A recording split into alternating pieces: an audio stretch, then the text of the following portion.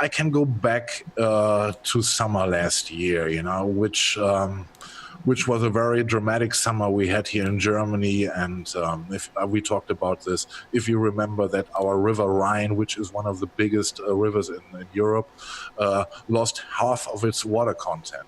It was only a little river, and people start to grow tomatoes at the banks of this new little river, and it was a very dramatic situation, which made the people aware that something is not working right here. More and more people awoke on what's going on here, and I decided for myself, that I don't want to go on like I did in the past. That I want to be active, that I want to become active, to do something against what is happening to us.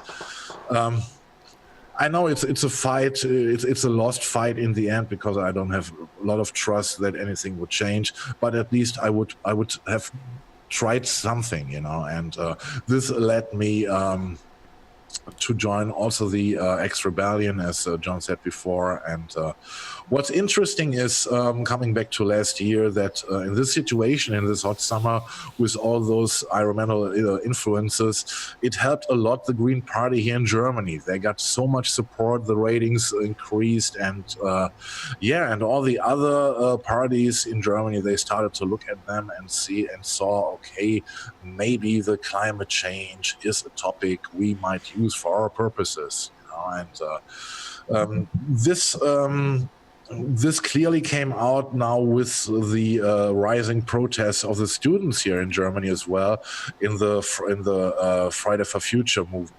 And it was deeply criticized, of course, by the market liberals here, by the party FDP, and their boss is Christian Lindner. We talked about him in the past shows already, and he brought in a statement which is exactly the point that those politicians did not understand anything. But it's a clear point. It's a clear statement. He said, I translated one quote of it: "You cannot expect kids are able to understand the global connection and what is economically possible." And this, he's talking about economy in this contest, when it is about our lives, about the future of our children, etc. And this shows clearly, okay, this guy has his point, but he gets deeply criticized meanwhile by its own party, who says, okay, we cannot present ourselves anymore like the party of those who are better earning, and that we are heartless and we don't have any empathy for people or for the situation. We must try to change us, or at least give the attempt or the color that we are carrying, and this is the complete hypocrisy, we are seeing here. And also we have our Bundeschancellor, Angela Merkel, who is telling kids who are protesting, it is a real quote of her, "It's right, you raise the pressure on us." I mean, guys, this is our Bundeschancellor, and in the end, she doesn't give a shit about what's going on. They all don't, but they all want to be somehow connected with climate change, that they are doing something, and they're coming up with stupid ideas. Christian Lindner, for example, in a discussion show, he clearly said what he's expecting. He says, we don't know what the future offers. Maybe the technological progress will be so far that one day we have the solution for all of this. This tells us in Germany a politician, right? Yeah. This is ridiculous. This is absolutely ridiculous. And this shows they understood absolutely nothing. But all they have the color of being someone who is doing something, who is on the side of those who are protesting, Lindner not. Is a statement, he's an asshole. I'm sorry to say this, but he is one. Anyway, but why I say that the climate crisis is the next big coming thing, I think we are seeing this in the US, with the Medicare for All discussions. We see, for example, Nancy Pelosi in an interview saying, there are only like 5 people, the progressive left wing of the party, and being asked if she considers herself being a progressive, she says yes. It's the same thing, They're trying to board the issue, the topics, and the normal voter. And this is what I see, The normal voter in the US might not understand, that there is a progressive like AOC who is coming up with stuff, and on the other side there is Nancy Pelosi who describes herself also being progressive. This is a big, this is not grabbable for those voters, I think. And I think this is intended. This is only to brainwash people, Everything should be the same and nothing should be changed, but all want to have the color of being progressive, It is the same thing we are seeing in Germany with the climate crisis, And this is such a bigotry and a hypocrisy. I really don't grab it that those politicians are so stupid or think that we are so stupid that we don't understand what's going on, And leading over now to an impressive article, which is in the international version of Der Spiegel Online. The link is under the video, in which the author, I gotta open it here for myself, that's bigger, Christian Stöcker, he says clearly, he is absolutely on the side of the protesters. He says they are not even angry enough, because the generations who are coming, this is not only one, there are several generations, they are absolutely betrayed by us, not only by us, by all the generations before who did not took care when they knew about what is threatening us, And he goes on in his article, in Germany, the situation he describes being in discussions, he says, but Professor so-and-so said the debate around whether mankind is to blame for climate change is over.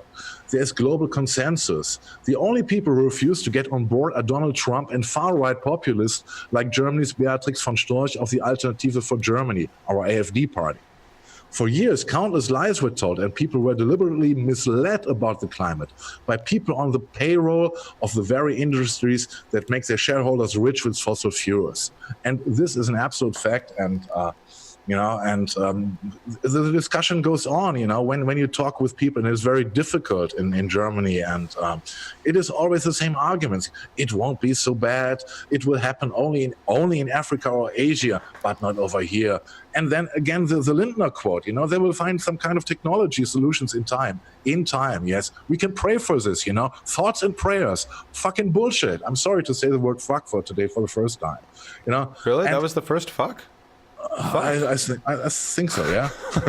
That's not good. And it goes on, but other countries are doing nothing. Why should we, It is the same lame excuse, which will bring us down, And to finalize this, to close this, I quote this, there are currently a lot of vivid examples of older people consciously making decisions against the interests of the younger generation, out of dogmatism, greed, or recklessness, a mixture of all three. But it's becoming increasingly clear that this betrayed generation won't allow this to go on for much longer, that they will use their deep knowledge of the digital public sphere for their own purposes.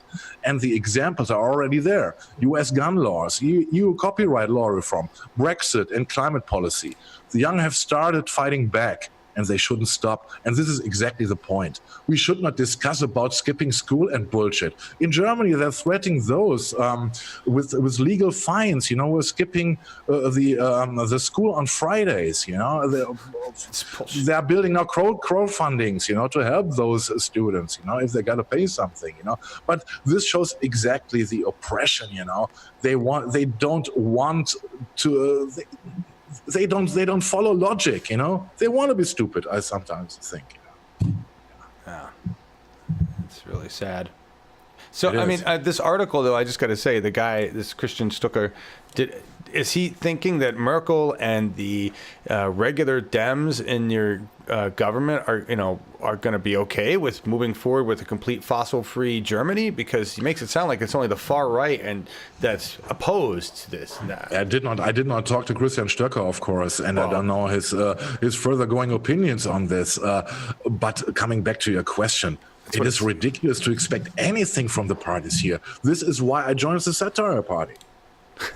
All right. Well, that's what it sounded like in the quote, that he was saying, the problem isn't the Democrats, the problem is the AfD and Trump. No, the problem